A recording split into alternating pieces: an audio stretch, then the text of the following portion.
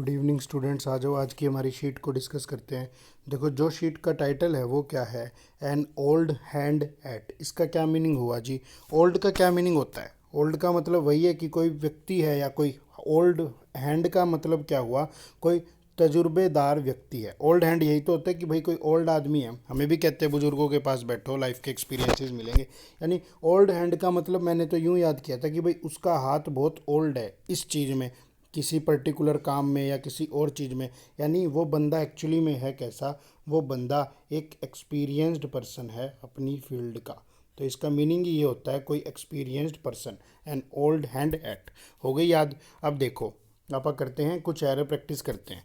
देखो क्या कहता है, they are residing in this city for the last 2 decades. भाई एक बात बताओ, आगे आपको लास्ट में क्या दिखा? लास्ट में आपको दिखा फॉर द लास्ट 2 डिकेड्स।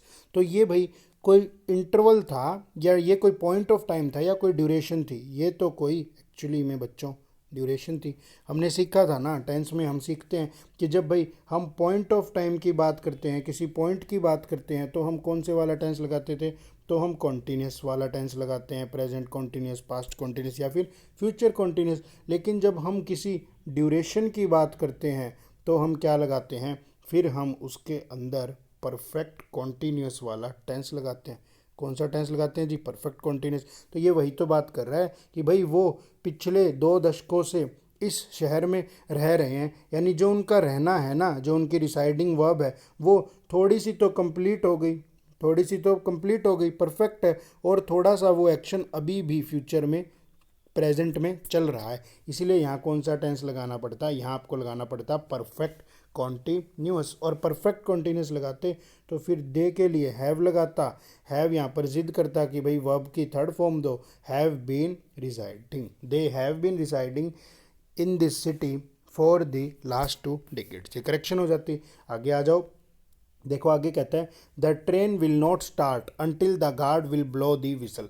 आप लोगों ने पढ़ा था क्या कि जब भी कभी 2 काम भविष्य में होने हो, जब भी कभी 2 काम भविष्य में होने हो, और भाई एक काम का होना दूसरे काम के होने पर निर्भर करे, एक काम का होना दूसरे काम के होने पर निर्भर करे, ये दोनों एक्शन फ्यूचर में होंगे। ठीक है, ये दोनों एक्शन ही हमारे फ्यूचर में होंगे। और भाई ये वाला एक्शन कब होगा? जब पहले ये वाला एक्शन हो जाए। जब भी ऐसी स्टेट हो ना, जब भी इस तरह की बात करें, तो इस वाले का ना हम टेंस हमेशा रखते थे कैसा? Simple present. कैसा टेंस रखते थे? Simple present. और इसको किस में डालते थे? फ्यूचर में डालते थे। सीखा है हमने तो भाई हमने वो वाले सेंटेंसेस नहीं किए थे, if I come I will meet you, I will meet you, if I see him I have stopped, I will have stopped my car. मतलब इस तरह के हमने सेंटेंसेस किए थे। तो इसके अंदर भी तो वही था। उस टाइम पे आपने बस इफ़ से याद रखा था। अब आप थोड़े से बड़े बच्चे हो गए हो, तो अब थोड़े बड़े हो गए हो तो हम थोड़ी सी और चीज़ों को याद रख लेते हैं। याद क्या रखना है? बेसिकली समझना ही है भाई। इफ़ भी उस टाइम पे बताता था कि एक काम दूसरे वाले पर निर्भर करता था, अनटिल भी बता सकता है, और इसके साथ साथ अनलेस भी बता सकता है। भाई इफ़ आ जाए, 1 मिनट में लिख देता हूँ, इफ़ आ जाए, अनलेस आ जाए, अनटिल आ जाए, या फिर भाई एज सून एज आ जाए, एज सून एज आ जाए, या फिर एज लॉन्ग एज आ जाए। तो उन सेंटेंसेस में ना जब भी 2 सेंटेंसेस जुड़ेंगे तो आप ये देखना कि पहले वाला एक्शन कौन सा और दूसरे वाला एक्शन कौन सा है। यानी दूसरा एक्शन तो पहले के होने पर डिपेंड करेगा, यानी ये डिपेंडेंट होगा, ये इंडिपेंडेंट, सॉरी हाँ, आप ये देखना कि दूसरे वाला एक्शन तो डिपेंड करेगा, तो ये डिपेंडेंट होगा और ये इंडिपेंडेंट होगा। जो इंडिपेंडेंट होगा उसको हम सिंपल प्रेजेंट में डालेंगे, और जो डिपेंड करेगा उसको हम फ्यूचर के किसी टेंस में डाल देंगे। तो यहाँ वही तो बात कह रहे हैं, ट्रेन कब तक स्टार्ट नहीं होगी? जब तक हमारा गार्ड जो है विसल नहीं बजाएगा। तो भाई ये वाला एक्शन सेकंड स्टेट और ये वाला फर्स्ट एक्शन, ये एक्शन इसके ऊपर डिपेंड करता है। तो जो इंडिपेंडेंट वाला होगा या जो भाई उसमें होगा, जिसके होने के बाद दूसरे वाला एक्शन होगा, वो सिंपल प्रेजेंट में आएगा। तो आप क्या लगा देते? आप यहाँ पर ब्लोज लगाते, आप यहाँ पर ब्लोज लगाते, क्योंकि जो गार्ड था सिंगुलर था और मुझे यहाँ पर ब्लोज सिंगुलर वर्ब लगानी पड़ती। सीख गए क्यों ऐसा किया? क्योंकि 2 सेंटेंस, 2 एक्शन अगर भविष्य में एक के बाद एक हो और दूसरे का होना पहले के होने पर निर्भर करे, तो हम पहले वाले को हमेशा सिंपल प्रेजेंट में डालते हैं और दूसरे वाले को फ्यूचर के किसी टेंस में डालते हैं। ठीक है, बात क्लियर है? अब देखो, I have no news from him for a long time. अब ना मेरे को एक बात बताओ, I have no news for him, अगर इतनी सी बात कहता ना तो सेंटेंस करेक्ट हो जाता। इसका टेंस क्या होता, हमने टेंस आइडेंटिफिकेशन में सीखा था, ये वर्ब की फर्स्ट फॉर्म थी। इसका टेंस होता जी प्रेजेंट इंडेफिनिट। क्या होता, प्रेजेंट इन डेफिनेट इसका टेंस होता। इतनी सी बात करता तो शायद मेरा सेंटेंस करेक्ट हो जाता। कहता मेरे पास ना उसकी कोई खबर नहीं है, वो सेंटेंस नहीं कहते आई हैव ए कार, उस तरह ये करेक्ट हो जाता। लेकिन मुझे आगे दिखा फॉर ए लॉन्ग टाइम। क्या दिखा जी, फॉर ए लॉन्ग टाइम। मैंने क्लास में बताया था बच्चों कि जब ए लगा दिया ना तो फिर वो क्या काउंट कर रहा है, उसको एक ड्यूरेशन की तरह मान रहे। सिंस फॉर जब हमने बेसिक में किया था, मैंने भी बताया था, कुलदीप सर भी सिखाते हैं कि भाई ए लगा दिया तो वो ड्यूरेशन दिखा रहा है। और जब भी कभी वो ड्यूरेशन दिखाता है तो उसमें इनडेफिनेट वाला टेंस तो हम डालते ही नहीं जी। इनडेफिनेट वाला टेंस तो उसके अंदर आना ही नहीं था। तो हमें यहाँ पर कौन से वाला टेंस लगाना पड़ता, हमें यहाँ पर लगाना पड़ता जी हैव। प्रेजेंट की बात कर रहा था तो हम लगाते प्रेजेंट परफेक्ट। क्या लगाते, प्रेजेंट परफेक्ट। और प्रेजेंट परफेक्ट का स्ट्रक्चर शायद से तो आप सारे बच्चे ही जानते हो, क्या होता है, हैज़ हैव प्लस में वर्ब की थर्ड फॉर्म। तो भाई यहाँ पर कहाँ है, हैव तो हो ही गया, वर्ब की थर्ड फॉर्म क्या लगाऊंगा, जब वर्ब की थर्ड फॉर्म देनी थी तो मैं यहाँ पर हैड ही लगा देता। I have had no news from him for a long time. अब मेरा सेंटेंस करेक्ट हो जाता है ना। समझ गए क्यों लगाना पड़ा, क्योंकि आगे ड्यूरेशन देता। अपन ने वो वाले सेंटेंस नहीं किए थे क्या, I have had my lunch, मैं मेरा लंच खा चुका हूँ, I have had my lunch. तो ये वही वाली तो बात हो जाती, I have had no news, मेरे पास उसके बारे में कोई जानकारी नहीं थी, फिर सेंटेंस करेक्ट होता, ए पार्ट में एरर बनता। ठीक है, फोर्थ को और देख लो, if you will work hard you will always succeed. भाई मेरे को एक बात बताओ, आपने तो सीखा था जब भी इफ़ इस तरह की कंडीशन बनाए, इफ़ कोई कंडीशन बताता हो तो फिर हम उसके साथ में विल नहीं लगाते। और यूं भी याद नहीं था तो दो बात दोबारा देख लेते, दो काम भविष्य में एक के बाद एक होने, इसका होना इस पर निर्भर करता है। तो इसको प्रेजेंट में डाल देना, इस वाले को फ्यूचर के किसी टेंस में डाल देना। ये वही तो काम कर रहा है, कह रहा है अगर तुम मेहनत करोगे तो तुम्हें कामयाबी भी मिलेगी। तो पहले क्या चीज़ करनी है, कामयाबी किस चीज़ के ऊपर निर्भर है, मेहनत के ऊपर है। तो भाई कामयाबी वाला जो सेंटेंस है वो सेकंड सेंटेंस बन गया और ये पहला सेंटेंस बन गया। तो पहले सेंटेंस को किसके अंदर डालते थे, सिंपल प्रेजेंट में। इसीलिए क्या करेक्शन हो जाती, if you work hard you will always succeed. ठीक है, और ये जो सक्सीड थी ना, ये सक्सीड एक वर्ब थी, ये सक्सीड एक वर्ब थी। देखो आप इफ एक कंडीशन बना देता, यू एक सब्जेक्ट हो जाता, विल एक हेल्पिंग वर्ब, विल को तो काटना ही पड़ता। इफ एक कंडीशन बनाता, यू सब्जेक्ट होता, वर्क हमारी वर्ब हो जाती, और हार्ड यहाँ पर वर्क हार्ड कैसे एक एडवर्ब की तरह काम कर जाती, भाई इसको क्वालिफाई कर जाती।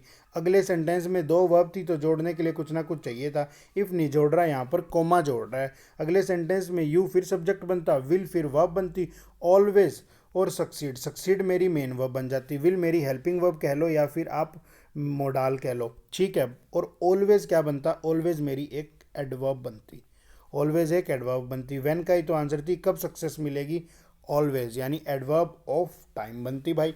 और सक्सीड जो थी एक वर्ब की फर्स्ट फॉर्म थी, अगर मुझे इसके अंदर वर्ब की सेकंड फॉर्म बनानी हो तो मैं क्या बनाऊंगा, सक्सीडिड।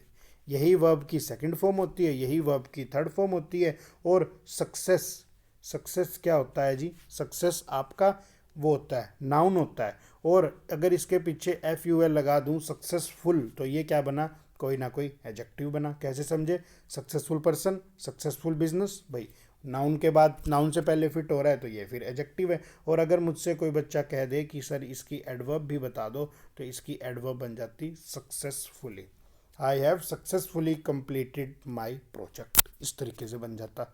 ठीक है, हो गया। फिफ्थ को देखें एक बारी, during the last few years the company works hard to modernise its image. During the last few year, एक minute, during the last few year क्या एरर है इसके अंदर, the company work hard to modernise its image. हाँ भाई error इसके अंदर मिल गया। देखो ड्यूरिंग की बात कर रहा है, किसकी बात कर रहा है जी, ड्यूरिंग की बात कर रहा है भाई। ड्यूरिंग की बात कर रहा है तो फिर पास्ट को क्यों लगा रहा है, प्रेजेंट की बात कर देता। इसको दो तरीके से करेक्ट कर देता मैं, देखो कहाँ है, एक मिनट, दो तरीके से करेक्ट करता। या तो इस प्रेजेंट को हटा के मैं क्या बनाता, वर्क बनाता। कोई पास्ट की बात करता कि भाई ड्यूरिंग दैट ड्यूरेशन मैं इतना परेशान था, उस टाइम पे ऐसा था, तो मैं कहाँ गया, तो मैं पास्ट की बात कर देता, तो मैं वर्क लगा देता, और नहीं तो मैं दिखा देता कि वो चीज़ लास्ट फ्यू ईयर से कंपनी मेहनत करती आई है और अभी भी कर रही है, तो फिर मैं यहाँ पर क्या लगाता, हैज़ वर्कड। हैज़ वर्क भाई, पहले भी करी थी और अभी भी वो चीज़ चल रही है, तो यहाँ पर इस वर्ब का एरर था, इसको दो तरीके से आप करेक्ट कर सकते थे। ठीक है, आगे देखो सिक्स्थ में क्या कहता है, he is so intelligent that he could win the quiz competition. इसको रिप्लेस करके इनमें से कोई वर्ड लगाया जा सकता है या नो इम्प्रूवमेंट है, ये बतानी थी। तो आप मेरे को एक बात बताओ, कह रहे हैं कि वो बहुत होशियार है, तो भाई वो क्या कर लेगा, क्विज कंपटीशन को पास कर लेगा। अब बारी आई इनमें से क्या लगाए, कुड तो हटा देते, क्यों, क्योंकि इस प्रेजेंट की एबिलिटी दिखाता, और अब आगे भविष्य की ही तो बात करेगा कि वो तो होशियार है, वो तो पेपर पास कर लेगा। और कुड ना प्रेजेंट की एबिलिटी और पास्ट की एबिलिटी तो बता देते हैं, लेकिन फ्यूचर की एबिलिटी नहीं बता पाएगा। तो मैंने देखा नो इम्प्रूवमेंट तो हट गया, इम्प्रूवमेंट तो कुछ ना कुछ करनी पड़ेगी। अब मैं इम्प्रूवमेंट क्या करूं, शुड की बात तो होती, उसे कर लेना चाहिए, उसके कर लेना चाहिए कि थोड़ी, शुड तो मैं कहता हूँ उसकी मर्जी है, तुम ये काम कर सकते हो, यू शुड हेल्प मी, तुम्हें मेरी मदद करनी चाहिए, भाई तुम करो ना करो तुम्हारी मर्जी, लेकिन पास करने पे उसकी मर्जी थोड़ी है भाई। तो शुड भी हट गया, क्या ऑप्शन बचे, या तो विल बचा या फिर क्या बचा जी, कैन बचा। देखो कुड ना एक एबिलिटी दिखाता था, मैं कह दूं मैं ये एग्ज़ाम पास कर लूँगा, भाई मेरे पास इतनी डिटर्मिनेशन है मैं कर लूँगा, लेकिन वो श्योर एक्शन थोड़ी है, क्या पता मैं उतना काबिल ना हूँ, मेरी उतनी कैपेबिलिटी नहीं है कि मैं पास कर पाऊँ। तो यहाँ ना मुझे उसकी एक एबिलिटी दिखानी थी भाई, उसकी एक क्षमता दिखानी थी, तो यहाँ पर विल तो वो क्षमता नहीं दिखा पाता, फिर मेरे पास क्या बचता, मेरे पास तो एक कैन नहीं बचता कि भाई हाँ इतना तो होशियार है कि वो तो ना इस क्विज कंपटीशन को विन कर ही लेगा, he can win the quiz competition. ठीक है, हो जाता। सेवन्थ को देख लो, you have not responded to my invitation, you have not responded to my invitation, एक मिनट, डिंट यू। हाँ एक बात बताओ, क्वेश्चन टैग वाले आपने पढ़े थे, सर ने आपको सिखाए थे, जब हम क्वेश्चन टैग करते थे तो भाई आगे वाला सेंटेंस अगर पॉजिटिव में होता था, आगे वाला सेंटेंस अगर पॉजिटिव में होता था तो पीछे वाला सेंटेंस नेगेटिव में होता था, उसका क्वेश्चन टैग का यही तो था, अगर आगे पॉजिटिव तो क्वेश्चन टैग नेगेटिव, अगर आगे नेगेटिव तो क्वेश्चन टैग पॉजिटिव। और सबसे ज़रूरी बात, टेंस भी चेंज नहीं करते, क्वेश्चन टैग के अंदर ये दो ही एरर बनते थे, क्वेश्चन टैग के अंदर दो ही तरीके से गड़बड़ करता है, या तो भाई आगे वाला पॉजिटिव तो पीछे वाला क्वेश्चन टैग नेगेटिव बनाओ, या फिर आगे वाला अगर नेगेटिव तो क्वेश्चन टैग पॉजिटिव। और दूसरा, इसके अंदर टेंस जो है चेंज नहीं होता, टेंस नेवर चेंजेस, कभी भी चेंज नहीं होता। इसने तो टेंस ही बदल दिया, इसने सारी गड़बड़ कर दी, यहाँ प्रेजेंट की बात कर दी, यहाँ पास्ट की बात कर दी, तो पहली चीज़ तो यहीं गड़बड़ कर गया। टेंस हटा दिया, हैव थी तो मुझे यहाँ पर भी हैव ही लगाना था, और भाई ये नेगेटिव था तो ये पॉजिटिव आना था, तो यहाँ क्या करता, हैव यू कहता, you have not responded to my letter, you have not responded to my invitation, have you, अभी तक तुमने मेरी चिट्ठी का जवाब नहीं दिया, फिर पूछ रहा है क्या दिया है तुमने। ठीक है, इस तरह की बात करता।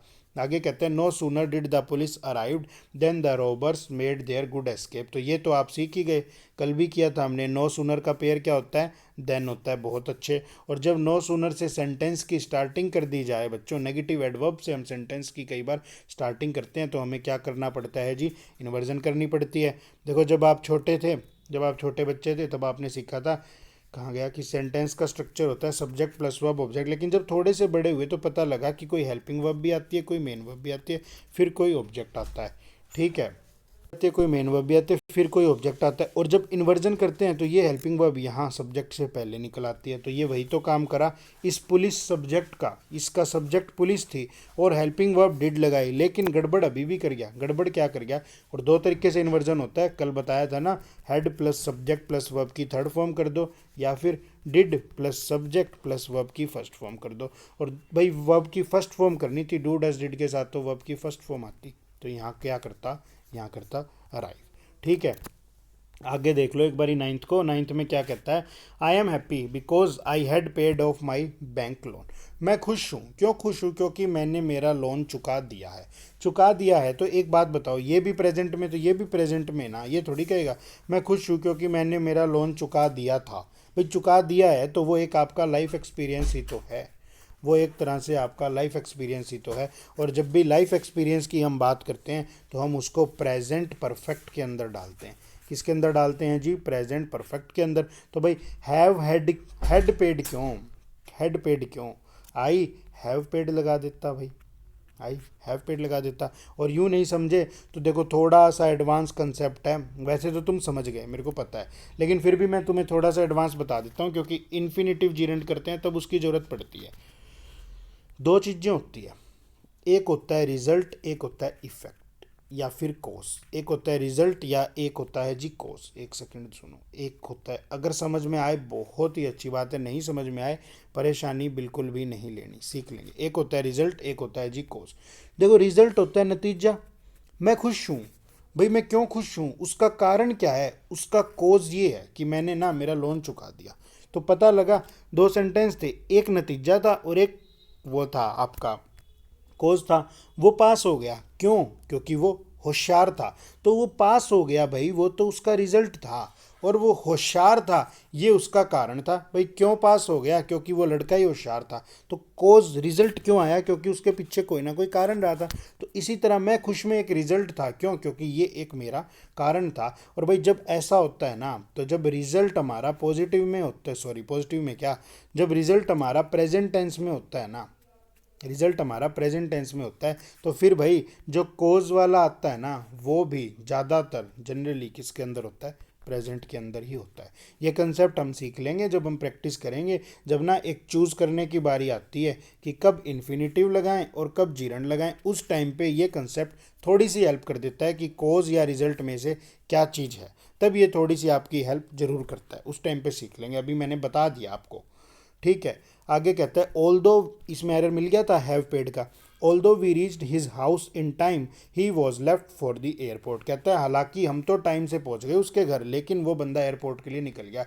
दो काम पास्ट में हो रहे हों, कितनी ही बार सीखा है जी, दो काम अगर पास्ट में हो रहे हों और एक काम पास्ट में भी पहले हो जाए तो उसको हम पास्ट परफेक्ट के अंदर डालते हैं, और दूसरे वाले को हम सिंपल पास्ट के अंदर डालते हैं। बात क्लियर। और मैं तो इसको पता है कैसे सीखता था, जब मैं प्रैक्टिस करता था, मैं करता था दो काम पास्ट में हुए, ये काम पास्ट में भी पहले हो गया तो मैं इसे डीप पास्ट बोल दूं या फिर पास्ट ऑफ पास्ट बोल दूं। पास्ट में भी पहले हो गया और भाई पास्ट ऑफ पास्ट बोल दिया तो फिर मुझे दो लगाने पड़ेंगे, क्या, पास्ट परफेक्ट, यहाँ क्या लगाऊंगा, पास्ट परफेक्ट, यहाँ लगाऊंगा पास्ट। अब मेरे को एक बात बताओ, दो काम ही पास्ट के हैं क्या, हम भी पहुंच गए थे लेकिन हमसे पहले क्या काम हो गया, वो घर से निकल चुका था। तो फिर यहाँ पर पास्ट परफेक्ट लगाओ, वॉज लेफ्ट की जगह हटा के ही हैड लेफ्ट लगाते, और ही वाज लेफ्ट तो हर हाल में ही गलत होता भाई, ही तो इस वर्ब का डूअर था, तो पैसिव वॉइस क्यों बना रहा था। अगर तुम ये भी यूं भी नहीं समझ पाए थे, डीप पास्ट वाले से तुम नहीं समझ पाते, तो यूं ही सोच लेते भी पैसिव वॉइस क्यों बना रहा है, यहाँ तो गड़बड़ कर रहा है, तो भाई ही हैड लेफ्ट लगाना पड़ता। ठीक है क्या, ये फंडा होता। अब आगे आ जाओ 11th के ऊपर। 11th क्या कहता है आपसे, 11th में ना सेंटेंस इंप्रूवमेंट करनी थी। He has gone to Calcutta last week, भाई पिछले हफ्ते कलकत्ता चला गया बंदा। मेरे को एक बात बताओ, जब पास्ट की ड्यूरेशन हो तो हम क्या लगाएंगे, हम हमेशा पास्ट का टेंस लगाएंगे। आई मीट हिम येस्टरडे या आई मेट हिम येस्टरडे, भाई येस्टरडे बोल दिया, कल की बात कर दी, तो फिर तो पास्ट ही लगाऊंगा ना जब पास्ट की बात करेगा। यहाँ कह दिया लास्ट वीक, पिछला हफ्ता तो गुजर गया। तो एक बात तो मुझे देख के पता लगी कि हैज़ गोन तो पक्का पक्का गलत है, तो नो इम्प्रूवमेंट हट गया। पास्ट की बात थी तो प्रेजेंट की वर्ब यूँ भी नहीं आती, ये भी हट गया। ये भी प्रेजेंट की वर्ब थी, ये भी हट गया। बचा क्या, सिर्फ और सिर्फ पास्ट का एक ऑप्शन था। सेंटेंस इंप्रूवमेंट जब भी कभी आएंगी तो हमेशा हमेशा यही काम करेंगे, ऑप्शंस को ही एलिमिनेट करेंगे, और यूँ पूरे पेपर में ही ऑप्शंस को एलिमिनेट करेंगे। एरर निकालने होंगे। देखो अब ना CHSL का पेपर आ रहा है, बस 5-7 दिन में पेपर शुरू है, तो मेरी कोशिश रहेगी कि आप लोग इंग्लिश में सबसे ज़्यादा मैक्सिमम अटैम्प्ट कर पाओ CHSL में। उसके हिसाब से अब हम प्रैक्टिस करेंगे। अभी डेली डोज का लेवल थोड़ा सा टफ कर दिया था बीच में मैंने, लेकिन अब जब पेपर आ रहा है तो हम क्यों ना वही चीज़ उसी लेवल पर प्रैक्टिस कर लें जैसा पेपर में आएगा, इसी लेवल का आएगा, इससे ऊपर नहीं आएगा। और भाई उस टाइम पे टाइम था तो थोड़ी मुश्किल चीज़ें भी सीखी, एक बार थोड़ा सा पेपर ख़त्म हुए फिर हम मुश्किल चीज़ें दोबारा डाल लेंगे इसके अंदर, थोड़ी सी प्रैक्टिस उसी लेवल की करेंगे। एरर निकालोगे तो एरर निकालते हुए काम करना है तुमको। क्या काम करना है, देखो सेंटेंस के 4 टुकड़े होते हैं, ए देगा, बी देगा, सी देगा, डी देगा। मैं एरर की प्रैक्टिस करवाता था तो मैं पूरे सेंटेंस लिखता था, मैं कभी ABCD नहीं देता था। आप एरर निकालोगे तो आपको सहूलियत रहेगी ABCD देख के। अगर एरर ना मिले ना तो यूँ सोचना भाई, एक एक पार्ट ही उठा लो, फॉर द एयरपोर्ट में तो कोई गड़बड़ है ही नहीं, प्रपोजिशन है, आर्टिकल है, नाउन है, कोई गड़बड़ नहीं। अब दूसरा पार्ट उठाओ, फिर देखो क्या पहला पार्ट दूसरे से लिंक है क्या, या तो दूसरे में गलती मिल गई, नहीं मिली तो चेक करो, पहले में कोई गलती मिल गई, नहीं मिली तो अब देखो कहीं ऐसा तो नहीं है कि ए पार्ट की वजह से बी पार्ट गलत हो रहा है। इस तरीके से ढूंढना है एरर, ऐसे मिलेंगे। आपा ने प्रैक्टिस इतनी अच्छी करी, पेपर में तो मिल ही जाएंगे। ये वाला हो गया। अब 12th को और देख लो एक बारी, क्या कहता है, if he would receive my letter in time he would be able to change his plans. कहता है भाई अगर उसको मेरा लेटर मिल जाता टाइम पे तो वो प्लान बदल लेता। आपने सीखा था पास्ट कंडीशनल जब बनाते थे इफ़ के साथ मोडाल नहीं लगाते थे। इफ़ के साथ या तो सिंपल पास्ट लगा देता था या फिर क्या लगाता था, प्रेजेंट लगाता था। अब देख लो ऑप्शन में क्या दिखा रहा है, सिंपल पास्ट लगा रहा है क्या कोई प्रेजेंट दिखा रहा है, तो भाई नो इम्प्रूवमेंट कट गया क्योंकि इफ़ के साथ मोडाल नहीं लगाना था। सिंस की बात ही हट गई जब मैं चलाई इफ़ का कंसेप्ट रहा हूँ, तो भाई इफ़ के साथ मोडाल नहीं आना तो विल भी तो मोडाल था, ये ऑप्शन भी हट गया। आंसर क्या बचा, ये बचा। अगर थोड़ा सा भी आइडिया होता है तो भी बच्चा लगा लेता है, कोई दिक्कत वाली बात नहीं होती। तो फिर या तो सिंपल पास्ट लगाओ या प्रेजेंट, तो भाई प्रेजेंट लगा रहा है, लगाने दो। प्रेजेंट कितनी बार लगाते हैं, if I come I will meet you, present ही तो लगाया था, लगाने दो। आगे फिर क्या कहता है, I have been ringing the door bell 5 times but no one has answered. अब भाई एक बात बताओ, डोर बेल को कितनी देर से बजा रहा है ये तो पता ही नहीं। उसने तो ये बताया मैंने 5 बार बजाई, ये थोड़ी बजाया कि मैंने 5 बार बजाई और 10 मिनट से बजा रहा हूँ। जब मुझे इस तरह का ड्यूरेशन दिया ही नहीं तो फिर मैं क्यों इसके अंदर परफेक्ट कॉन्टीन्यूस लगाऊंगा। मुझे तो ये बताया कि 5 बार घंटी बजा चुका, लेकिन कोई नहीं आया। लेकिन उसने तो बताया नहीं 5 बार घंटी 10 मिनट से बजा रहा हूँ, है ना। तो जब ऐसी बात ही नहीं कर रहा, ड्यूरेशन दे ही नहीं रहा, तो ये तो पता लग गया कि नो इम्प्रूवमेंट तो बिल्कुल भी नहीं आएगा। नो इम्प्रूवमेंट तो नहीं आएगा। फिर क्या बचेगा आंसर, तो भाई फिर क्या बचेगा, 5 बार बजाया है, बजा चुका हूँ, कोई नहीं आया, तो टेंस ही एक बचता, प्रेजेंट परफेक्ट। क्या टेंस बचता, प्रेजेंट परफेक्ट। अब छांट लो, नो इम्प्रूवमेंट कट गया। प्रेजेंट परफेक्ट क्यों भाई, पास्ट पर प्रेजेंट परफेक्ट कॉन्टिन्यूस ही नहीं आ पाया, तो पास्ट परफेक्ट कॉन्टिन्यूस कैसे आएगा, वो भी कट गया। अब समझ में आया टेंस आइडेंटिफिकेशन क्यों जरूरी थी। इस तरह ऑप्शन हटाने पड़ेंगे। ये प्रेजेंट कॉन्टिन्यूस, ये भी बात हट जाएगी। ये तो क्या कहेगा, 5 बार बजा चुका हूँ, अभी अभी वो काम खत्म हुआ है, रिसेंटली फिनिश्ड एक्शन है, रिसेंटली फिनिश्ड एक्शन को प्रेजेंट परफेक्ट में डालते हैं, इसीलिए क्या लगाएगा, I have rung the door bell 5 times but no one has answered. ठीक है, क्लियर। आगे कहता है Ram is having a good year for the music. देखो यूँ तो जो गुड ईयर होता है ना उसका मीनिंग होता है, एक इडियम होती है। गुड ईयर का मीनिंग क्या होता है, आप इतने कैपेबल हो कि आप कोई भी चीज़ सुनते हो तो आप डिटेल से सुन पा रहे हो, उसके बारे में डिटेल जानकारी रखते हो। म्यूज़िक को डिटेल में मतलब भाई म्यूज़िक किस हिसाब से सुनता है कि उसे उसके लिरिक्स वगैरह समझ में आते हैं, उसका बेसिकली इंटरेस्ट है उस चीज़ में, लिरिक्स समझता है, गाने याद भी रख लेता है, इस तरीके की बात कर रहा है। तो मेरे को एक बात बताओ, ऐसा थोड़ी है कि भाई ये पोजेशन उसकी थोड़ी देर की थोड़ी है। यूं तो बुक्स तो कहती है कि हैव के साथ V one plus I N G आती नहीं, लेकिन अपन ने तो सीखा था कभी कभी आ जाती है जब टेम्परेरी एक्शन हो। कहता था ना, I am having a car of my friend who is out of the town. भाई मेरे पास अपने उस दोस्त की गाड़ी है जो शहर से बाहर है, आने के बाद तो मेरे से ले लेगा। लेकिन ऐसा थोड़ी है कि अभी उसके पास गुड ईयर है, थोड़ी देर बाद उसके पास बैड ईयर हो जाएगा। भाई म्यूज़िक में इंटरेस्ट है, अगले को समझ पा रहा है, तो वो एक परमानेंट एक्शन दिखाएगा अभी तक तो। और अगर थोड़े बाद ना उसका इंटरेस्ट खत्म भी हो जाएगा तो फिर हम ये नहीं दिखाएंगे कि अब कंटिन्यूटी दिखा दो, फिर हम नेगेटिव सेंटेंस बना के उसको बताएंगे। ठीक है, फिर मैं ये कहता, फिर मैं क्या कहता भाई, फिर मैं ये कहता Ram does not have a good year for music. फिर मैं डज नॉट हैव का यूज़ करके दिखा देता कि अब एक्शन जो है मेरा ख़त्म हुआ, अभी भी एक्शन को मैंने क्या दिखाया, परमानेंट दिखाया, आई एन जी नहीं लगाया। तो भाई यहाँ पर तो उसकी पोजेशन कह लो या उसका जो वो था परमानेंट एक्शन था, परमानेंट एक्शन में आई एन जी की जरूरत ही नहीं थी, इसको भी काटते। और फिर राम तो सिंगुलर था, तो एक बात पता चली ये भी कटेगा। क्या आंसर बनता, सीधा सा आंसर बनता, Ram has a good year for music. अब ढूंढ लो इसमें है क्या अपने वाला, ये भी हट गया, अपने वाला भी है। ओइंग ए गुड ईयर कोई पोजेशन थोड़ी है, उसकी चीज़ है, ये तो उसके पास पड़ी है, ये थोड़ी है बाहर से खरीद के लाए। Ram is possessing a good ear, नहीं, बिल्कुल गलत बात है ये चीज़। I have two eyes, I have two hands, तो ये बात थोड़ी है कि मैं कहीं खरीद के लाऊँ, तो बाय बर्थ है मेरे पास में, ये चीज़ है, उस पर क्या पोजेशन। ठीक है, 15th को देख लो, when he will arrive the band will play the national anthem.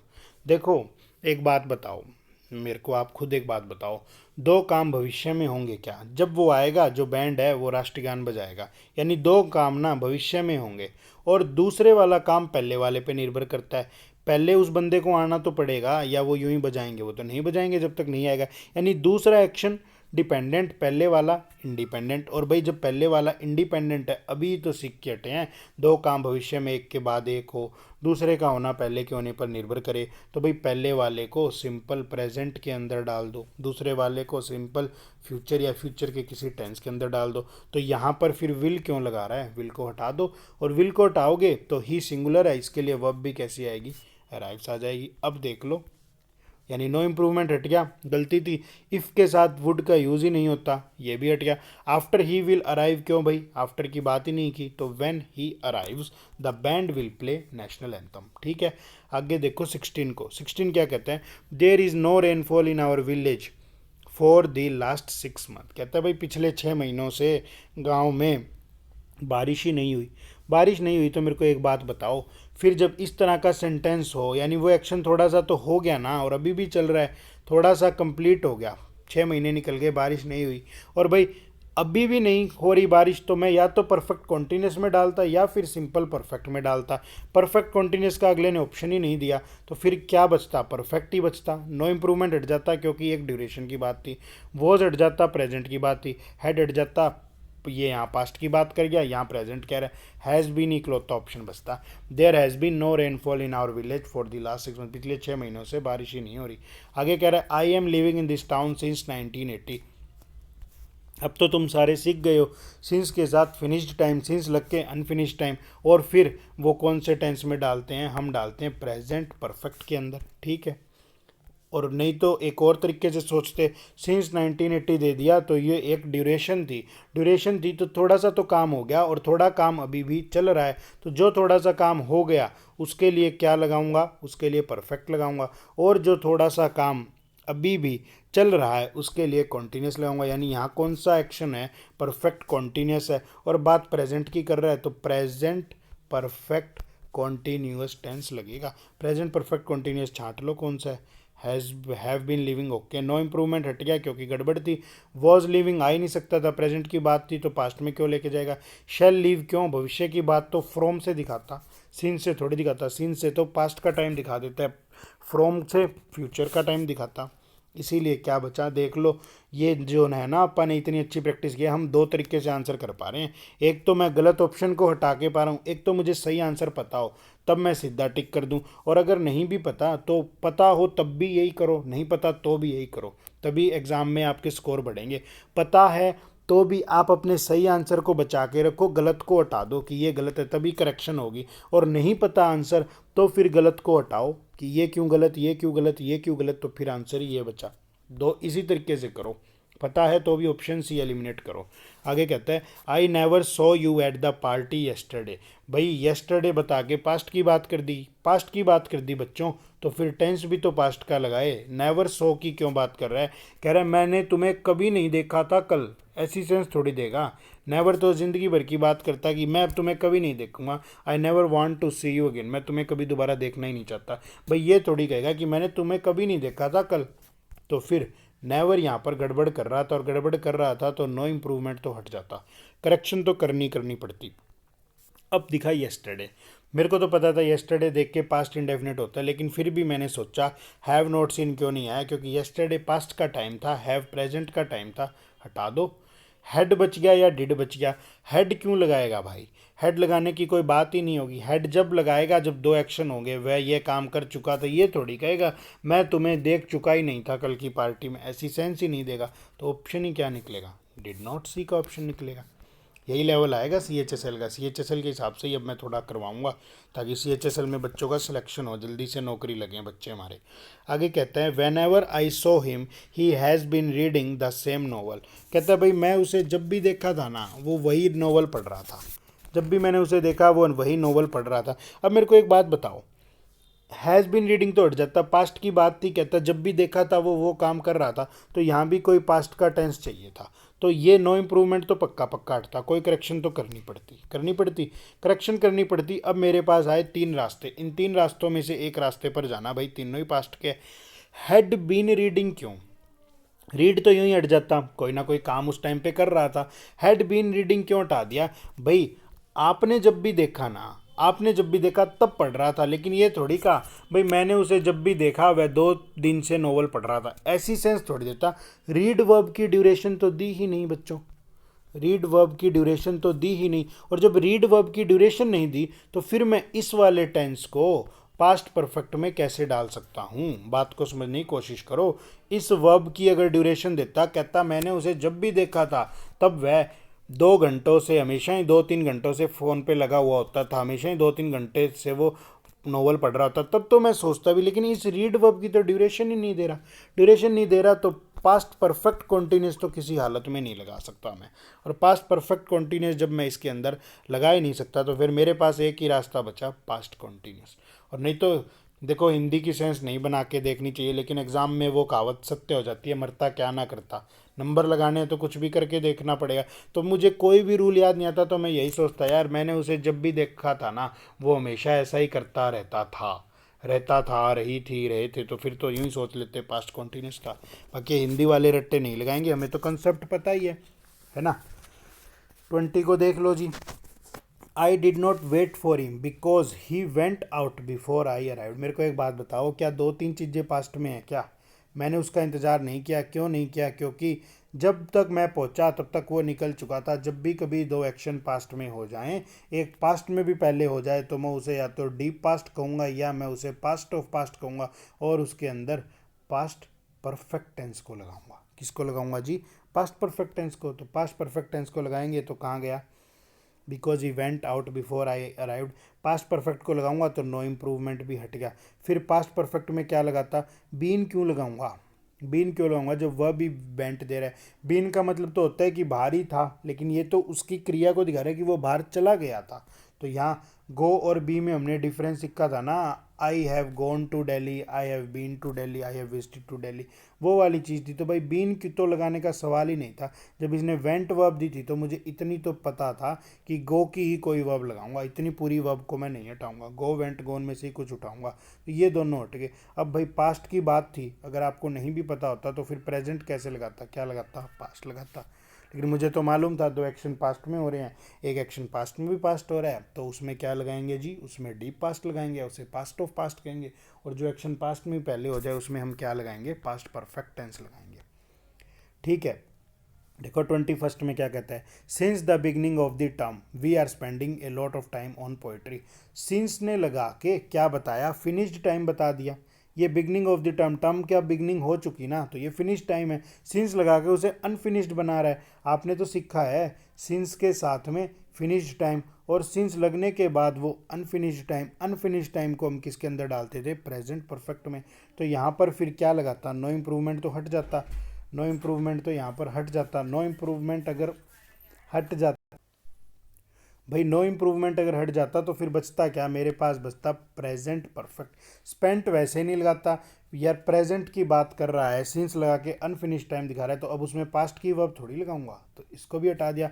Will spend, भाई प्रेजेंट की बात कर रहा है, अभी पीछे करके हटे, तो फिर सिंस के साथ प्रेजेंट फ्यूचर का टाइम थोड़ी दिखाएगा। टाइम तो वो फ्रॉम के साथ दिखाता है फ्यूचर का, तो सिंस के साथ फ्यूचर की वर्ब यूं भी नहीं लगती। क्या बचता? ये ऑप्शन बचता। और यूं भी नहीं पता था तो हमें तो पता ही था क्या, कि भाई प्रेजेंट परफेक्ट लगाएगा, सिंस के साथ फिनिश टाइम, सिंस लग के अनफिनिश्ड, प्रेजेंट परफेक्ट।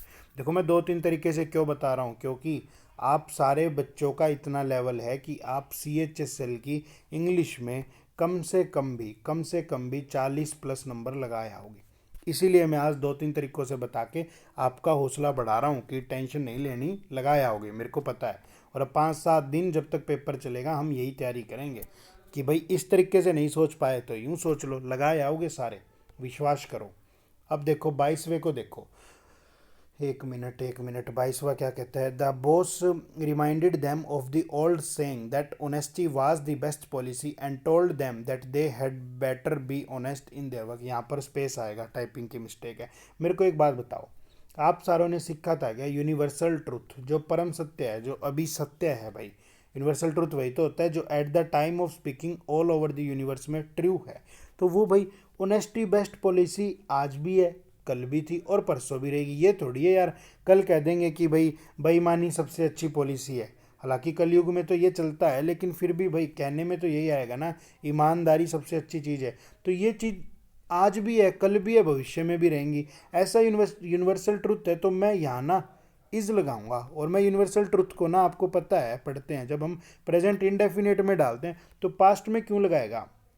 बॉस ने ऐसा थोड़ी कहा होगा कि बच्चों कल ईमानदारी सबसे अच्छी थी, आज बेईमानी सबसे अच्छी, या कल ईमानदारी सबसे अच्छी थी। वो तो ये कहेगा ईमानदारी सबसे अच्छी चीज़ है।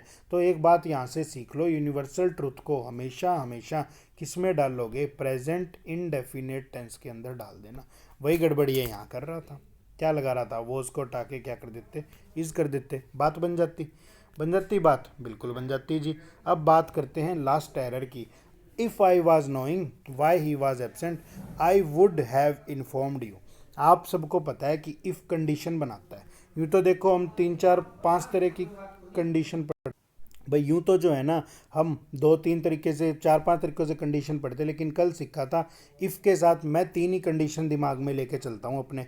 पहला सेंटेंस सिंपल प्रेजेंट में, तो दूसरे वाला फ्यूचर के किसी टेंस में, जिसमें अभी हम करके हटे थे।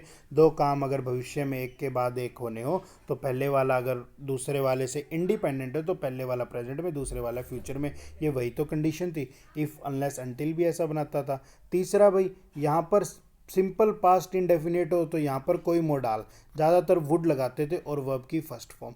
और भाई तीसरा मैं इफ़ कंडीशनल से क्या याद रखता था, तीसरा मैं ये याद रखता था कि अगर यहाँ पर पास्ट परफेक्ट लगा दे तो आगे वाले में क्या लगाएगा, आगे वाले में वुड प्लस हैव प्लस में वर्ब की थर्ड फॉर्म लगाएगा। इस पर लिखा नहीं जा रहा, आप समझ जाना जो बोल रहा हूँ। Would plus have plus verb की थर्ड फॉर्म लगाएगा। कब लगाएगा, जब इफ़ के बाद वाला सेंटेंस पास्ट परफेक्ट में हो तो उससे अगला सेंटेंस इस स्ट्रक्चर को फॉलो करता है। लेकिन ऐसा तो कभी पढ़ा ही नहीं कि वॉज वर्ग के बाद यूएन प्लस आईएनजी भी डाल देगा इफ़ में।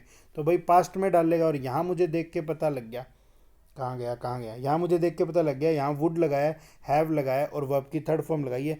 अब मुझे पता लग गया कि ये तो वो मेरे तीसरे वाली टाइप लगा रहा है। यहाँ हैव लगा रहा है, यहाँ मोडाल लगा रहा है, यहाँ हैव लगा रहा है और यहाँ वर्ब की थर्ड फॉर्म लगा रहा है। तो यहाँ जरूर पास्ट परफेक्ट रहा होगा। क्या रहा होगा, वाइस वर्सा भी तो काम करते हैं, पास्ट परफेक्ट रहा होगा। तो यहाँ पर आई वाज नोइंग नहीं, यहाँ पर बच्चों आई वाज नोइंग नहीं, आई हैड नोन। क्या आएगा जी, नो न्यू नोन, वर्ब की third form, I had known, verb की third form, I had known लगा के करेक्ट कर देगा। ठीक है, ओके है। अब मेरी बात ध्यान से सुनो, मेरी बात ध्यान से सुनो। फ्रेजल वर्ब हम सुबह 7 बजे करते हैं। फ्रेजल वर्ब हम सुबह 7 बजे करते हैं। कुछ बच्चे करते हैं, कुछ बच्चे नहीं करते। तो जो करते हैं उनको तो ये आती है, जो नहीं करते भाई वो कर लेना, वो कर लेना। उसका रिवीजन का पार्ट भी पढ़ा है आज मैंने। अब तक हमने 15 16 कर ली, अब तक हमने 15 16 पार्ट कर लिए। एक के अंदर 15 या 16 किए, एक के अंदर 8 वर्ड होते हैं, यानी हम 120 फ्रेजल वर्ब्स कर चुके। तो भाई CHSL में भी पूछेगा, तो मैंने सोचा कि हमारे कुछ महान बच्चे तो करेंगे नहीं वहाँ से, तो क्यों ना उनको यहीं करवा दूँ। वो वाली फ्रेजल वर्ब तो एटलीस्ट कर लो जो पेपर में आने के ज़्यादा चांसेस हैं। और मैंने आपके लिए इतनी सहूलियत कर दी कि मैंने set 1 set 2 set 3 set 4 set 5 यहाँ डाल दिया। अब मैं पूरा एक्सप्लेन तो यहाँ नहीं कर पाऊँगा क्योंकि वहाँ बहुत टाइम लेके बताए। तो आप रिवीजन पार्ट देख लो और यहाँ पर एक बारी मैं आंसर बता देता हूँ। याद कैसे करना है वहाँ बताया है, उन पार्ट्स को देखो। उन पार्ट में भी अगर तुम्हारे पास टाइम नहीं है, तुम बहुत ज़्यादा बिजी हो, तो जो आज रिवीजन का पार्ट डाला है उसके अंदर पहले 3 पार्ट को रिवाइज करवाया दोबारा से, उनको ज़रूर देख लो। यहाँ मैं सिर्फ आंसर बताऊँगा, याद करने के तरीके वहाँ मैंने करवा दिए हैं, वो देखना पड़ेगा, नहीं तो ये सेशन बहुत लंबा निकल जाएगा, है ना। तो एक बारी यहाँ देख लो। और ये वो है भाई, CHSL में एज इट इज़ मिलेंगी। बाद में मेरे को तुम दिखाओगे कि सर ये आया उसी शीट में से, मिलेंगी ये फ्रेजल वर्ब। देखो ब्रेक आउट का मीनिंग क्या होता है जी, ब्रेक आउट का मीनिंग क्या होता है। ब्रेक आउट का मीनिंग होता है टू स्प्रेड, मार्क करते चलना, वहाँ से भी देख लेना। बैक आउट का मीनिंग क्या होता है, बैक आउट का मीनिंग होता है to withdraw from a decision. Cut off, देखो कट ऑफ का मीनिंग क्या होता है, एक बड़े पीस में से थोड़ा सा छोटा सा पीस निकाल लेना। बैक डाउन, बैक ऑफ और बैक अवे, इन तीनों का भी यही मीनिंग होता है, to withdraw from a decision. Cut down का मतलब होता है अपने खर्चों को कम कर देना, to manage expenses. Cut out का मतलब होता है to be suitable for something, इसको भी हटा दो। ब्रेक डाउन का मतलब होता है दो तरीके से, जब कोई इंसान ब्रेक डाउन हो तो वो रोने लग गया, और मशीन ब्रेक डाउन है तो उसने काम करना बंद कर दिया। ब्रेक ऑफ का मतलब होता है किसी चीज़ का अनसक्सेसफुल हो जाना। Cut out for, cut out for का मतलब होता है to be suitable for something. एक मिनट एक मिनट, कट आउट फॉर का मीनिंग होता है to be suitable for something. एक इसमें शायद गड़बड़ होगी, एक मैंने गलत बता दिया, मुझे याद नहीं आ रहा कौन सा बताया, आप चेक कर लेना उस वीडियो में से भी। और दूसरा क्या बनता है जी, ब्रेक इनटू। ब्रेक इनटू का मतलब होता है टू एंटर फोर्सफुली समवेयर। ब्रेक इनटू का क्या मीनिंग होता है जी, टू एंटर फोर्सफुली समवेयर। ठीक है, अब आ जाओ, अब आ जाओ इन वालों को एक बारी और देख लो। कॉल एट का मीनिंग होता है कहीं पर किसी से मिलने जाना, to visit someone, to meet. Die down का मतलब होता है नंबर में डिक्रीज होना, to decrease in number. Cast away का मतलब होता है किसी को आइसोलेट कर देना, अकेला छोड़ देना। डिस्पोज ऑफ का मतलब होता है किसी से छुटकारा पाना या फिर, हाँ, to get rid of thing something होता है। कॉल इन कॉल आउट का मतलब होता है किसी की हेल्प करना। हैंड ओवर का मतलब होता है जी कोई चार्ज किसी को सौंप देना। ठीक है, इसका आगे मिल जाएगा, टू गिव समवन चार्ज, ये रहा। कॉल ऑफ का मतलब होता है अबेंडन करना, त्याग देना। कैरी अवे बाय का मीनिंग होता है अपना टेम्पर खो देना। कैरी आउट का मतलब होता है कंटिन्यू करना। कैरी ऑन का मतलब क्या होता है जी, कैरी ऑन का मतलब, सॉरी, कैरी आउट का मीनिंग होता है वो वाला, टू फॉलो, ऑर्डर मान लेना। और कैरी ऑन का मीनिंग होता है कंटिन्यू। कैरी ऑन का मीनिंग क्या होता है, टू कंटिन्यू। और कैरी आउट का मीनिंग क्या होता है जी, फॉलो करना। ये सारे हो गए। कॉल फॉर का मतलब होता है जी कोई नेसेसरी थिंग। बात क्लियर। कास्ट अवे का फिर से वही वाला मतलब होता है किसी को रिजेक्ट करना या आइसोलेटेड स्टेट में डालना, इन दोनों का यही मीनिंग होता है। कास्ट डाउन का भी। होल्ड ओवर का मतलब होता है पोस्टपोन करना। डाई आउट का मतलब क्या होता है जी, डाई आउट का मतलब होता है अबेंडन, कोई पुरानी चीज़ें निकाल दो। डिस्पोज टू का मीनिंग भी होता है जी, एक मिनट, डिस्पोज टू का मीनिंग होता है बी रिन्यूड। हाँ, एक सेकेंड रुको, एक में गड़बड़ हो गई यार। डाई आउट का मतलब होता है ऑब्सोलीट, और डिस्पोज ऑफ का मतलब लगाया था बी रिन्यूड। डिस्पोज टू का मीनिंग, एक सेकंड रुको, एक सेकंड रुको, इन्होंने उल्टे पुल्टे लिख दिए तभी गड़बड़ हो रही है। डाई आउट का मतलब होता है ऑब्सोलीट। डिस्पोज टू का मतलब होता है किसी से छुटकारा पाना, जो ऊपर दिया हुआ है देख लेना। डन फॉर, डन विदाउट और डन विद का मतलब होता है बी रिन्यूड, बर्बाद हो जाना। ठीक है। जंप टू का मतलब होता है एक्सेप्ट हैप्पीली, किसी चीज़ को खुशी खुशी एक्सेप्ट कर लेना। ठीक है, ये होता है। हैंड आउट, हैंड आउट का मतलब होता है डिस्ट्रीब्यूट करना, क्या करना, डिस्ट्रीब्यूट करना। होल्ड अप का मतलब होता है किसी को रोक के उसके साथ रोबरी करना, लूटपाट के लिए रोक लेना। जंप एट का मतलब होता है एक्सेप्ट हैप्पीली कर देना। ठीक है, एक्सेप्ट हैप्पीली। और जंप टू का एक मीनिंग ये भी होता है किसी डिसीजन पर पहुंचना। जंप टू का मीनिंग होता है किसी डिसीजन पर पहुंचना। जंप एट का मीनिंग होता है एक्सेप्ट हैप्पीली। आधे आधे लिखे नहीं, जब थोड़ी